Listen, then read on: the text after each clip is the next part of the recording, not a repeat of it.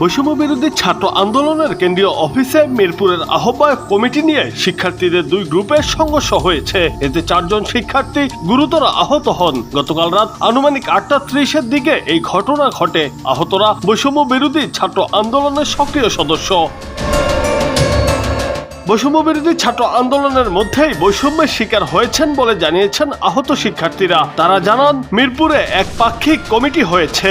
অভিযোগ রয়েছে একজন সেন্ট্রাল সমন্বয়কের ইশারায় এই হামলা চালানো হয়েছে। তিনি একটি হোয়াটসঅ্যাপ গ্রুপে ভয়েস মেসেজ দিয়ে সবাইকে আক্রমণ করার নির্দেশ দিয়েছেন।